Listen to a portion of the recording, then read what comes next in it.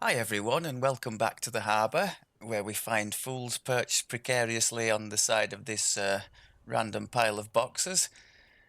Harbour normally the scene of sort of early heroic start of a new life. Well, here we're getting towards the business end of Spin for the Win, our SDK barbarian attempt, sitting here in front of the Founder's Fountain. Hope you're all having a good day. We're just about wrapping up the levelling side of things here, which when we do get to the cap, that's going to signal the start of my scurrying around trying to swap things over from the paladin things that we had to the barbarian for this time. For any of you who've spent any time at the cap, I'm sure you're aware, messing about with sentient weapons and sentient gems, swapping everything over, it's going to be a pain. So I don't plan to do it too often. But given that he's going to spend a very long time sitting at the cap in this build, hopefully A, I'm going to enjoy the build, and B, that time will be justified. Let's have a quick look at where we are at with the epic destinies. As mentioned, we've gone all out for attack in here. So Dreadnought, Fury and Shadow, very good destinies all three, I think, for what we're trying to do for various reasons. So in Shadow, on 26 we reached the third core there for some evasion, very nice. We have a reasonably okay deck, so we've got a half decent reflex save, and of course in Reaper we have a lot more on the reflex saves. We've got 12 more on there, so as long as we don't venture into legendary for now, we should be okay with that mid-70s reflex save for most things, I think. At least it's gonna be of some use. So yes, evasion, sneak attack dice. We mentioned the reflex saves and extra light armor max dex bonus, which is going to be important to our build as we are in light armor. More fort bypass. Mentioned before about this, because we're using power attack on this ragey build, we can't use precision, so we've lost 25 fort bypass there. So this is one way of recouping a little bit, 15 there, and when we get the fourth core there's another 3 in there. A bit more double strike we've managed to get up to 64 now, so when we hit the Reaper's double strike we are more or less at the cap. Just as a note, unlike the ranged, the melee double strike does cap at 100 for useful value. Anything over 100 is going to be wasted. So it kind of begs the question, how high should I push it up? And should I actually take a different Reaper's strike when we're at the cap? Like, let's say we're sitting on 80% double strike, bearing in mind that the rapid slash can give us another 20 and should really be fairly often on cooldown.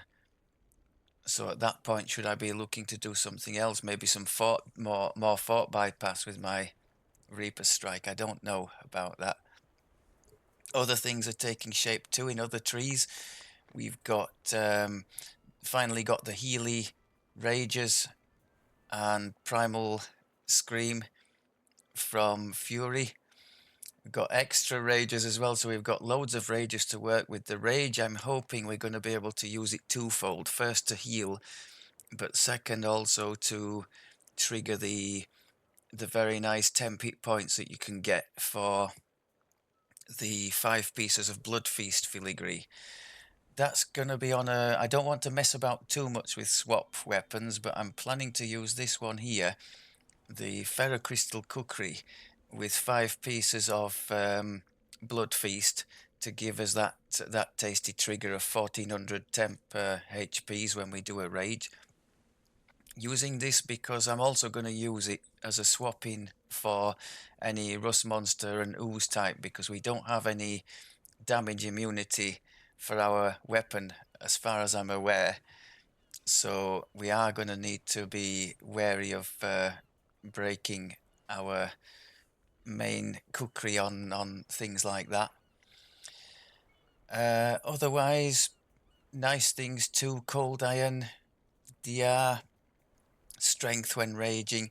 If we have enough points, I could, depending on where we want the double strike to be, there's more double strike possible in here.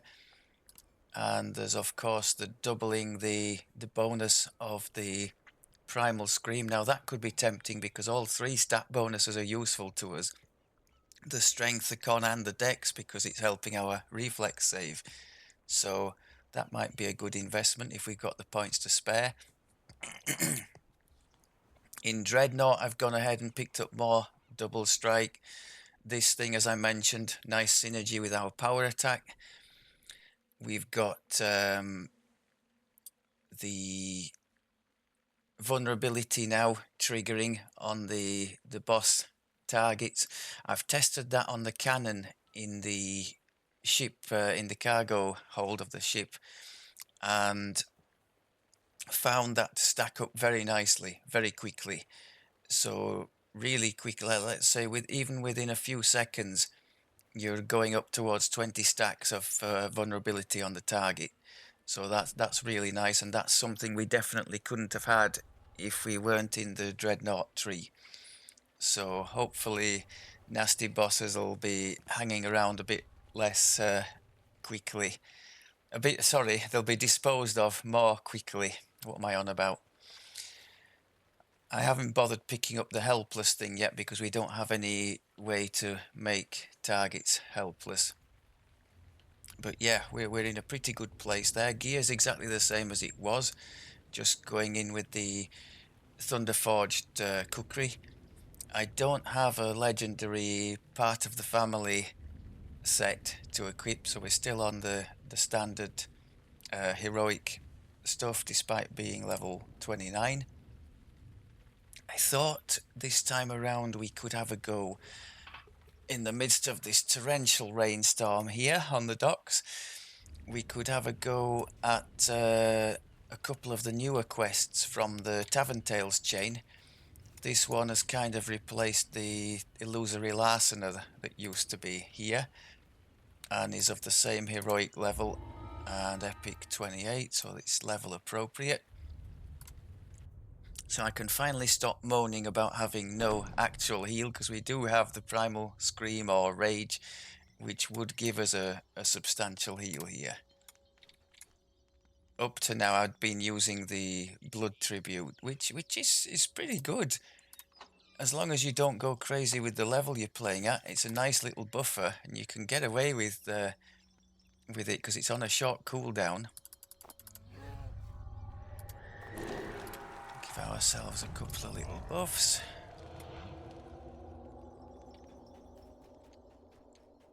You step out of the camp. Let's check the map where we should be good with this AoE focus we've got. We should be pretty decent against these packs of things. Must be nearby. At least I'm hoping so.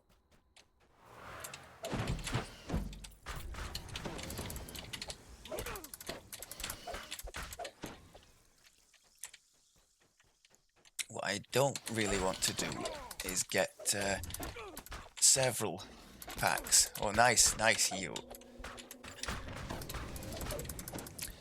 As a little side note, our healing amp is less than half. It's going to be less than half at the cap of what the Paladin had. The Paladin's was truly exceptional. Oh.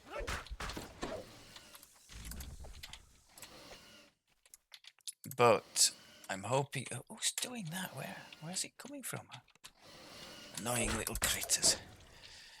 I'm hoping that quite a bit of that will be glossed over by the fact that we're going to be adventuring quite often with this Healy character from the Bear Party. So hopefully the lack of a self-healing prowess shouldn't prove too much of an obstacle. Let's try closing well in Viz. Mitigate some of the damage that they might do while we are closing with them.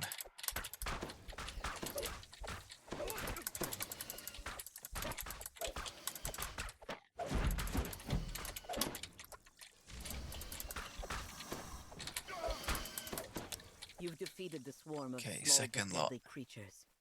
Yet you can hear Quite the helpful, sound this of map. something It's showing crashing us through where all underbrush the nearby.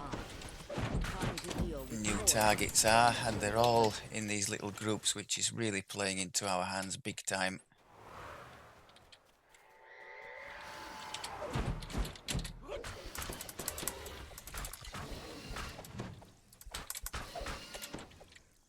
Okay. Oh, wrong key. I'm still getting used to all the keys. I tend to jiggle them around a bit when I'm doing the leveling. And when we get to the cap, we'll try to have a more steady set of keys that we use and try and adopt a more cohesive approach to everything.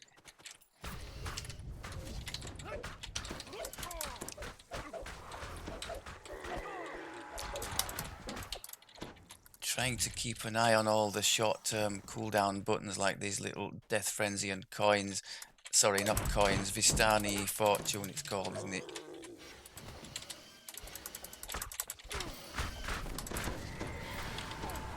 You can see the AoEs just performing very nicely. Ooh. You've dispatched another group of dinosaurs. Yet a terrifying roar from nearby makes it clear that the battle is not yet won. I forgot to mention I've picked up Whirlwind Attack at level 24. Now it can definitely be argued that that is overkill.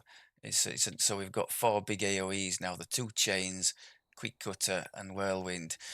It does kind of fit into our build though, because if we look at the 4th core in Fury, which we will be taking, Whirlwind and Quick Cutter cause extra bludgeon damage per character level when used, so that can stack up on targets, I think. Hang on, I'm confusing the Quick cutter thing. That can stack on a target, can't it? No, so it just causes extra bludgeon damage, which is a nice little bonus for a tree that we are in anyway. Also, there's the dodgy side of things. You obviously have to get dodge and mobility to then get Whirlwind Attack. So that's led to 5 extra dodge. Now in Reaper mode, with the amount of dodge that there is to be had down here, I think we can have 9 extra dodge, can't we? And a bit of a bonus to dodge cap as well.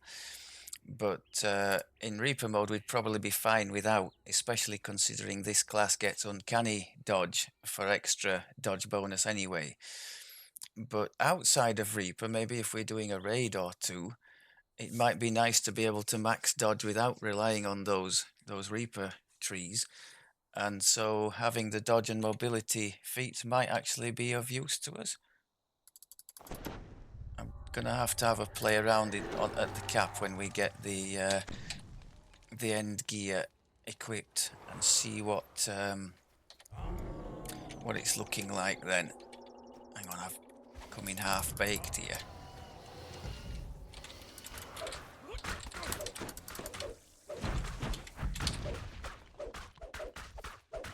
You're a toughie.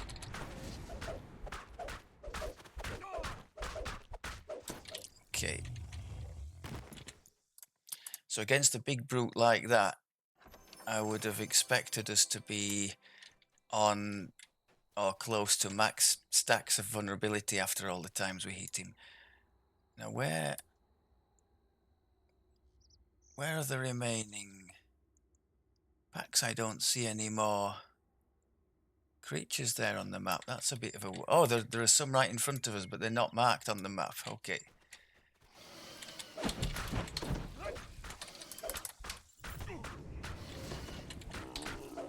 You pause to savor your victory, but Right. are instantly interrupted by a deep, booming voice. Try and make sure all the buffs are on. Let's go for the uncanny dodge as well. Haste boost. Blood tribute.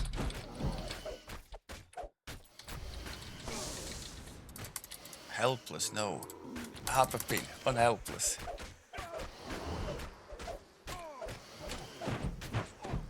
Lovely stuff. The shaman dies. With him dies Okay, I his think we mad can just plan DDO attack back to the stormers start, with the can't we? dinosaur army. Time to That's tell another little Regina convenience that of the being threat in the is shadow over. tree, the D-door on Regina occasion, that's offers helpful. her thanks for defeating the dinosaur horde, as well as a chest full of rewards. Okay, so not too shabby.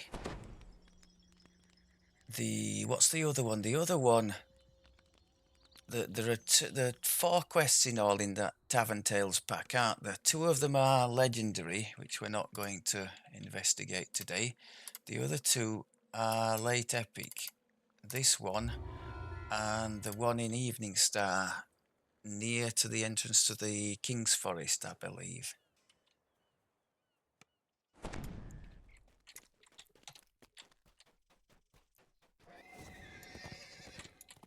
Did we get another point to use in here? Yes, let's take the double Voice of Fury for the Primal Scream. We're going the wrong way, as befits my normal approach to the game.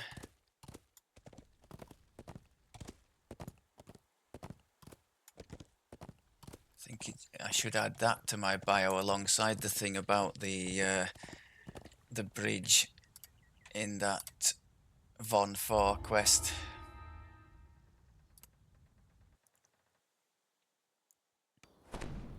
So this is this a legendary or no? It was. I must have been 28, and it's 30. Yeah, it's like late epic, isn't it? I'm sure the other 2. There's one in the harbour at the bottom of the harbour, and there's one near the steam tunnels, isn't there? I think covered culvert. Pretty sure those 2 are legendary.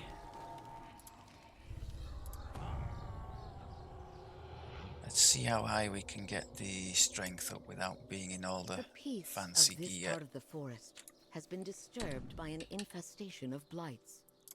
The villagers say this happened 90, because a wow, nearby well that's hag promising. offended the goddess Myliki. You've come here to find the hag and discover the truth. You notice 2 unusual trees among the rest. Okay, Instead of shooting up towards the sky, so if you haven't their seen this trunks quest twist before, and turn. there are Each 2 of them wrapped around a colored orb. mushroomy Smile things to we've got to yourself as find you and recognize click on. the Be telltale careful when you signs of do a so, hidden because door. the No doubt by activating enemies these start orbs, spawning when you'll you reveal a path. trigger them. Trying to make use of that little abundant step we've got also triggers a short-term invisibility, so we can get away perhaps from annoying groups of things that are or might be able to harass us.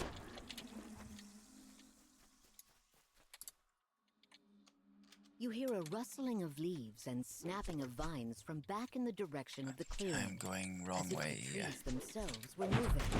The pathway to the I was looking hag to try and has been escape that revealed. encounter, but I think I've been kind of sucked into it.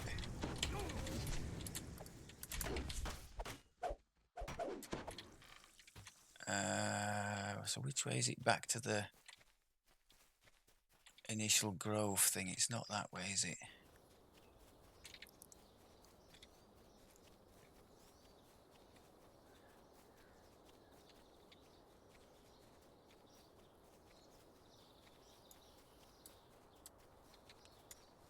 We've gone a very roundabout route.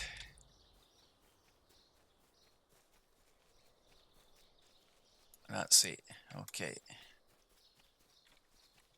Get all the boosts back on.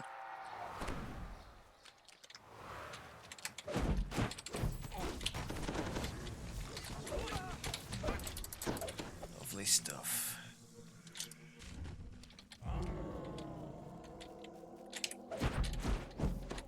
Still trying to lead with the things that will give us bonuses to subsequent attacks, so the rapid slash and the cracking attack. Cracking attack, more weapon damage. Rapid slash, more double strike. The hag loudly asserts her innocence. I think She tells you in the that legendary someone difficulties, else when may the have enemies are Maleficent, potentially very nasty, a red I should wizard definitely of lead with day the 2 big who chain recently attacks arrived to in the get forest. more of my CC on my weapon, to bring more of that to bear.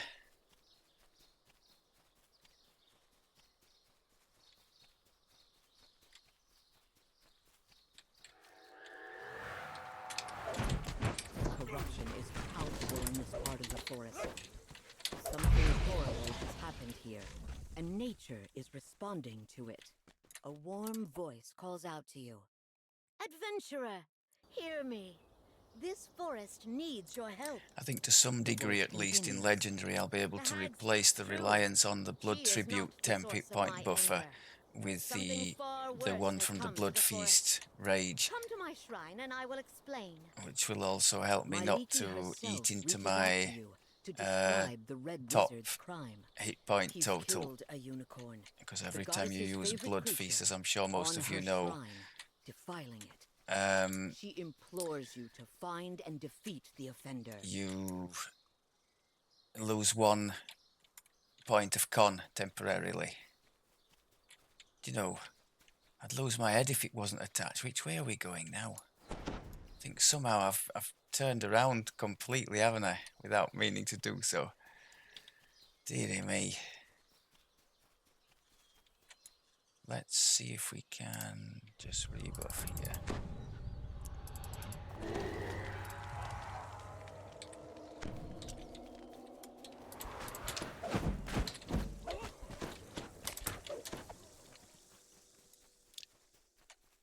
You realize with horror that this Red Wizard has not only slain a unicorn, he is about to commit an even more heinous deed. He's going to raise the unicorn's corpse. The worried hag frantically gestures So for another you to good talk use to for her. our uncanny dodge here.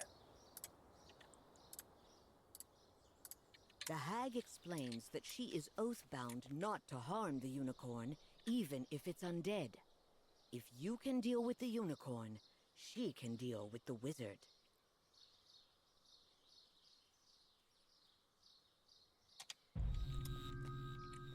Oh, come on, come to life, hurry up. Again, leading with the 2 that are going to make me do more damage with the subsequent attacks.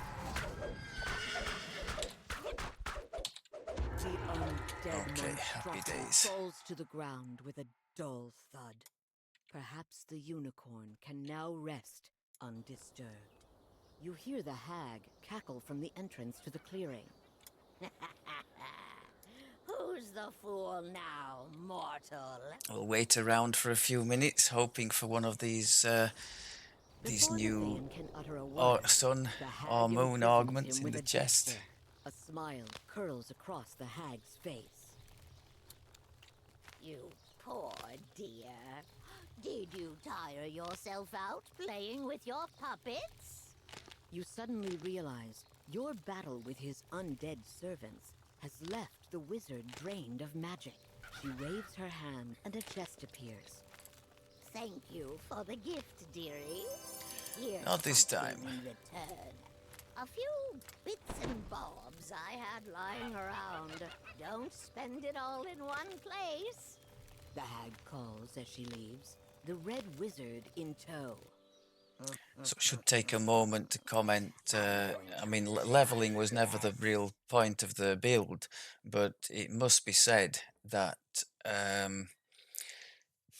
well, starting at 15, you've plenty of points to spend anyway, so you can definitely put a decent investment into the Shader tree to get yourself those 2 chain attacks. So even if you are doing, as we are here, a single weapon fighting approach, you do then have a substantial amount of AoE, which really makes a big difference to you know, the ease with which you can clear the big packs, which are prevalent in many of the quests in the game.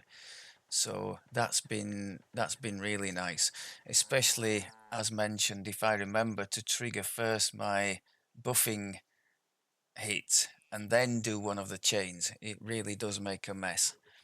So can definitely recommend that. The area of effect, as mentioned before, it's something like on what you'd find on a delayed blast fireball. It's a really nice area. So that's also keeping you a bit safer because you're not having to go into sort of standard melee range to do your hits anymore. So against something like a Carnage, you could well deal with it or at least subdue it with the dizzying element on the chain before it even gets within melee range. So that's really tasty. So I guess that's about it for the leveling side of things. I've got just to finish off the little journey to the cap, and then the real work's going to start in tailoring the end gear, putting the sentient stuff in, and all that kind of carry on. I have one nice Lamordia item. Actually, I've got two, haven't I? I've got a ring and trinket I was lucky enough to find. Sadly for me, not the 15% hit point one, but still a nice one that we're going to put to good use. The Lamordia gear, if you can actually find any, is really nice in my opinion for the customization that it allows. The Dino stuff only allowed one slot worth of customization on each piece, but these things, as I've said before, they're almost like crafting blanks. You can almost say, oh well, I'm not really bothered about what's actually on the gear itself on the default piece, because I can put two things that I want the gear to have, and then you've got the sun or moon slot and the two standard augment slots on top of that. So hugely customizable, even if the two things, the two standard things that are on most of the piece of the gear are kind of trash to your build. It really doesn't matter that much. It's the slot, it's the equipment slot itself. Like if you have a spare ring slot and you happen to find any ring, you can be pretty well guaranteed that you can make something nice for your build out of that, given time to collect the resources to do the mods on it. So I look forward to showing you at least a couple of pieces from there. And in the fullness of time, I think we'll be doing what we did with the Paladin build and taking the, what's it called, the Dark Gift, the Pain thing. So like a slightly different version of the Defic Warding, which should help us a bit. Oh, on that subject, you can see here we're almost at the MRR cap already for the light armor. So I'm thinking we should probably not take a MRR like a mini set bonus thing for that. Instead, I think I'm going to go with the expanding the MRR cap by 30 to give us another 30 that we can push into if we have an augment to do that. I think we do. I think it's one of the rare ones, but I think we have one of those. Right, waffle over for now. Thanks very much as always for looking.